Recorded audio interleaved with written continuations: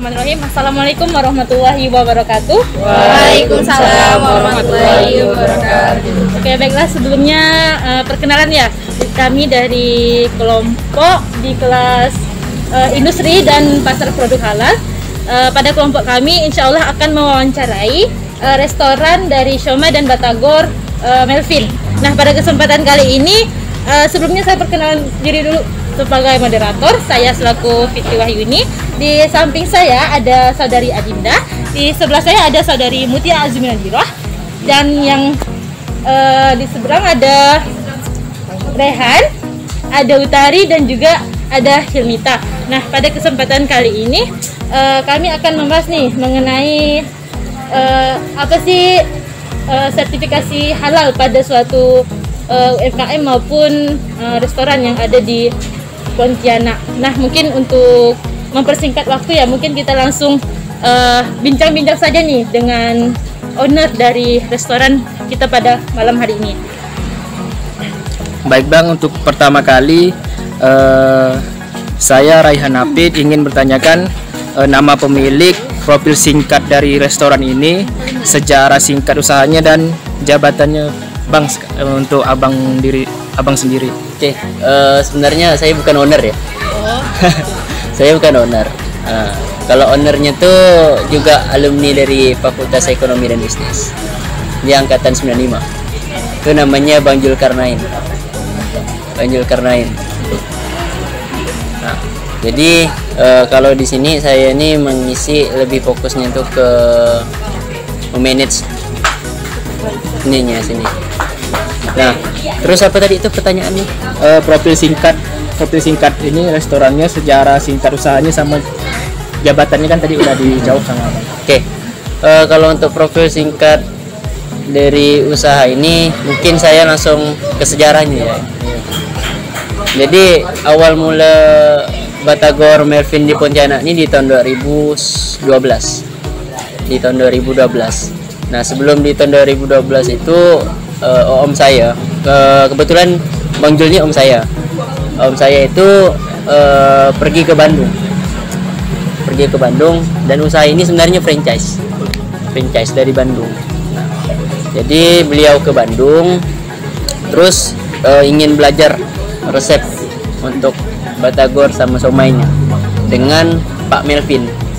Maka nama Batagor sama Melvin itu ada nama Melvin.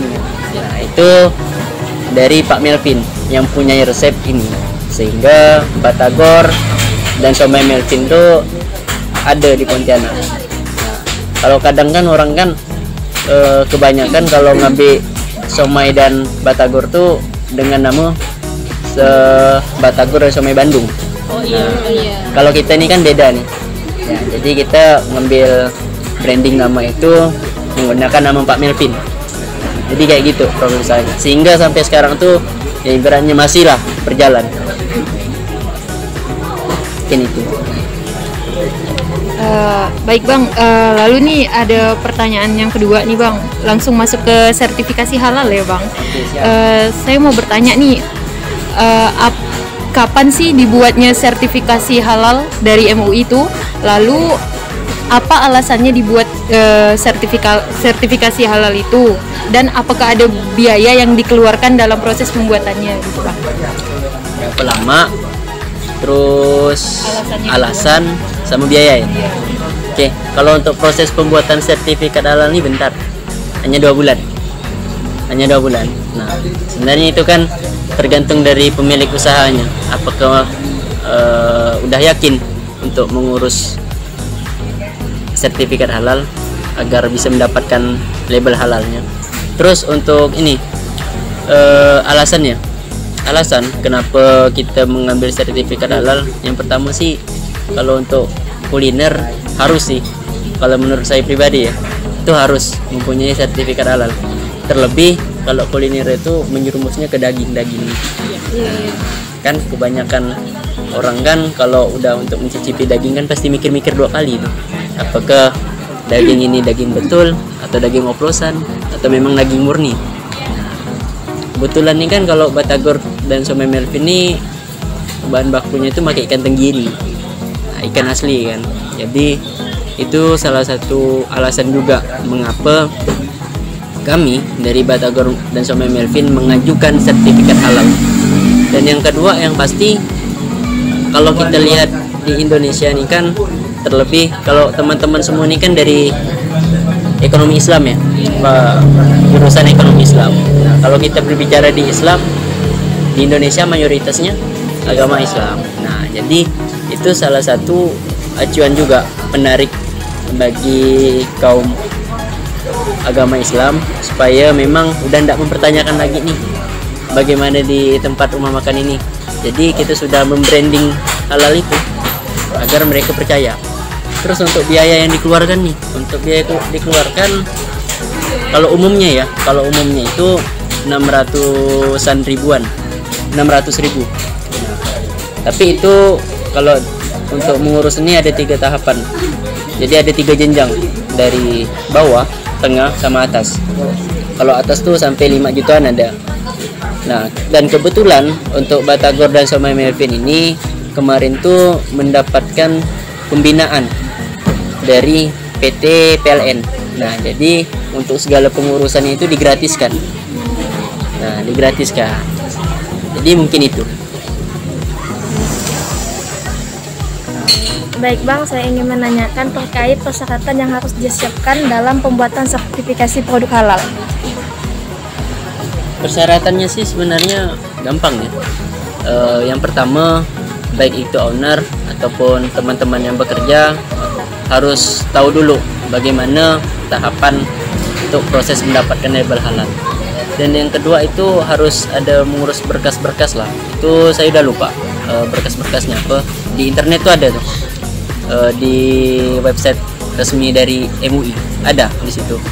Dan yang ketiga yang pasti sebagai pemilik ataupun orang yang memang bertanggung jawab di sini pasti harus mengecek terlebih dahulu, baik itu dari segi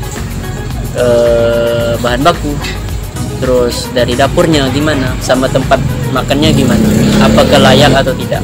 Yang pertama itu kan dari kebersihan pasti jadi penilaian. Dan yang kedua, produk-produk yang ingin kita gunakan itu yang dari awalnya kita tidak memikirkan memakai sertifikat halal, kalau kita udah ingin naik level mendapatkan sertifikat halal, otomatis menggunakan bahan baku yang berlabel halal juga. Jadi itu sih tahapannya, hingga nanti ada kawan-kawan dari orang-orang dari MUI yang bakal mengaudit ke sini. Nah, itu melakukan pengecekan dari segi dapur, bahan baku sampai ke tempat makan. Terus selanjutnya Bang, kira-kira perbedaannya apa sih dari sebelum bersertifikasi halal sampai sekarang tuh yang udah bersertifikasi halal? Gini ya, kalau terkadang kan kalau kita ingin membranding sebuah usaha tuh kita tuh harus pede dulu. Nah, kadang kalau kita tidak ada menggunakan ibaratnya tuh data yang pasti, itu tuh takut-takut gitu. Tapi kalau kita udah ada penyokong nih dari sertifikat halal, nah otomatis kita nyaman membranding unit usaha kita ke kawan-kawan semua. Nah, jadi kita ada ibaratnya inilah nilai plus, nilai tambahan untuk promosikan itu.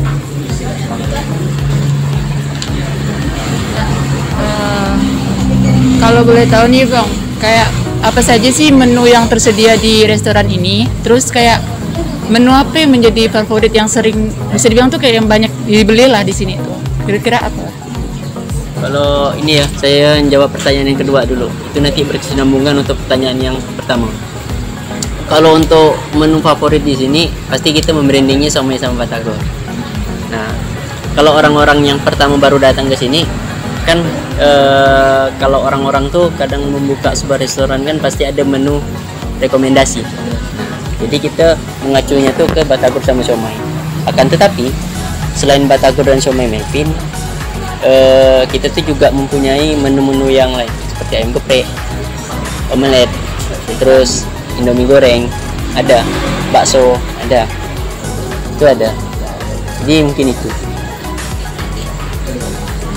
Oke, mungkin dari tadi teman-temannya udah nanya tentang sertifikasi halal, tentang menu segala macam, Bang. Di sini saya mau minta abang sharing lah, gimana sih sistem marketing di restoran ini gitu. Kan tadi pas pertama datang saya ada lihat nih abang-abang Gojek datang gitu. Nah, apakah di restoran ini udah mulai menggunakan digital marketing? Mungkin itu mulainya kapan, ataukah mulainya itu pas pandemi sampai sekarang, atau dari sebelum pandemi? Mungkin boleh abang sharing-sharing. Oke, kalau berbicara ini ya, strategi marketing ya. Ini kan usaha ini kan udah lama. Itu udah hampir 10 tahunan. Lebih sih, 10 tahunan. Awal mulanya tuh sebenarnya bukan di sini nih. Tempat Batagor sama Melvin. Itu di Purnama 1 depan. Jadi untuk datang ke sini itu udah 3 kali pindah-pindah tempat. Nah, kalau kita udah pindah-pindah tempat nih kan otomatis kadang ada yang konsumen tetap itu menyangka bahwa tempat ini udah tutup. Nah, akan tetapi tidak. Nah, yang pertama sih kalau untuk strategi marketing, kita kan juga ada bermain di Facebook, Instagram, terus menggunakan Google Ads. Nah, Google Ads. Nah, terus untuk yang lainnya kayak penyokong, kita di sini juga masuk nih Grab, Gojek, Shopee pun juga masuk sekarang. Nah, selain itu dari terkadang kan kita untuk memelihara konsumen itu kan sangat susah. Nah, terkadang kan kontak-kontak yang lama yang memang udah menyimpan kontak kita itu tuh masih menanyakan. Kadang kalau dulu kan masih sepi tuh. Yang kalau tahun 2012 tuh Gojek tuh belum inilah. Itu ada namanya Bujang Kurir. Nah, Bujang Kurir. Nah, di situ kita juga ada jalin kerjasama sama Bujang Kurirnya. Terus kemarin juga ya adalah pas pandemi itu ada salah satu mungkin bisa dikatakan selebgram. Itu memang mereka ingin membantu UKM-UKM yang menengah agar bisa pulih kembali. Nah, jadi gitu. Yang terakhir nih pasti kalau sebuah owner kan pasti mempunyai hubungan antar mitra kulinernya. Nah, itu harus dijaga juga. Jangan, tidak bisa sih kita bergerak sendiri selain dari dukungan kawan-kawan semua. Mungkin itu ya, ada beberapa pertanyaan yang udah disampaikan dari kelompok kami. Sebelumnya kami ucapkan terima kasih nih kepada abang udah menyempatkan waktunya, menyempatkan tenaganya segala macam untuk wawancara kali ini. Nah, besar harapan kami, ini bukan kayak kali pertama dan kali terakhir kita ketemu di sini. Sip. Harapan kami abang masih bersedia, ataupun dari pihak Syoma dan Batagor Melvin ini masih bersedia untuk menerima kunjungan-kunjungan lah, baik itu kita sharing-sharing mengenai UMKM atau yang lain sebagainya. Boleh. Mungkin dari kelompok kami cukup sekian, kurang dan lebihnya kami mohon maaf.